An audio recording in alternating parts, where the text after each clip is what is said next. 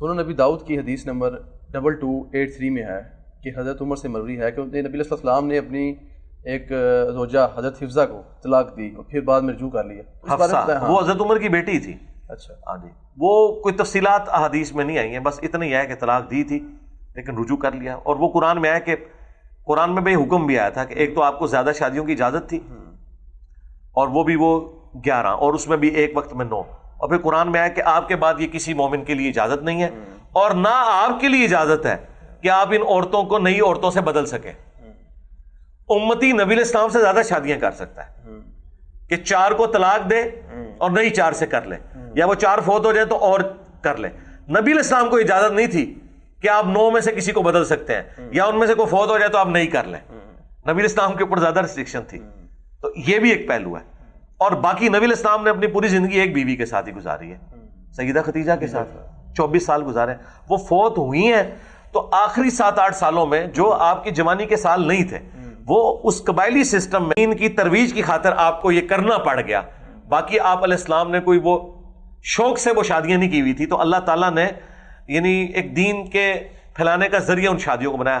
جو آپ کی شادی ہے نا, اور جو آپ کی ساری اولاد ہے سوائے ایک ابراہیم کے جو ماریہ قبطیہ سے پیدا ہوئے, باقی ساری اولاد نبی علیہ السلام کی, 4 بیٹیاں بیٹے بھی جو بچپن میں فوت ہوئے, وہ سب حضرت خدیجہ سے تھے.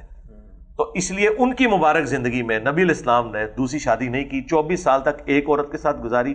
یہ علماء بالکل دھوکہ دے رہے ہیں, چھپا کے انہوں نے شادیاں کی ہوئی ہیں. مرنے کے بعد وہ عورتیں سامنے آتی ہیں, انہیں وراثت میں سے کچھ نہیں ملتا, چھپ کے نکاح نہیں ہوتا, یہ بدکاری ہے. اور پھر وہ مثالیں نبی علیہ السلام کی دیتے ہیں. تو بھائی نبی علیہ السلام کیا چھپ کے شادی کرتے تھے؟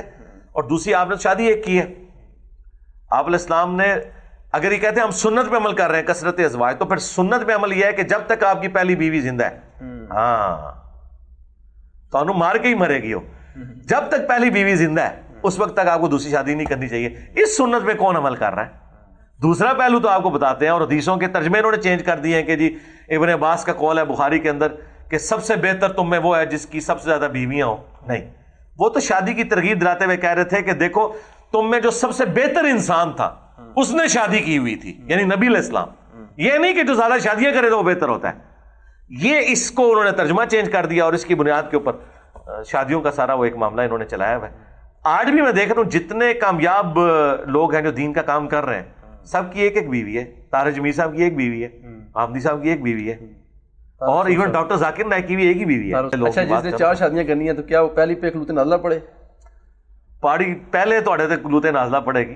وہ طارق مسعود صاحب کا آپ نے ذکر کیا تو انہوں نے ایک بڑا اچھا لطیفہ سنایا تھا. وہ ایک عورت بیاہ کے اپنے خاوند کے گھر آئی نا, تو اس نے دیکھا کہ سامنے کھونٹی کے اوپر نا 3 دوپٹے لٹکے ہوئے ہیں. تو اس نے پوچھا یہ 3 دوپٹے کیوں ہیں؟ تو اس نے کہا یہ جو پہلے والا ہے نا یہ میری پہلی بیوی کا ہے. تو اس نے کہا وہ کدھر ہے؟ اس کا فوت ہو گئی. اس نے پوچھا دوسرا, اس نے کہا یہ دوسری بیوی کا ہے.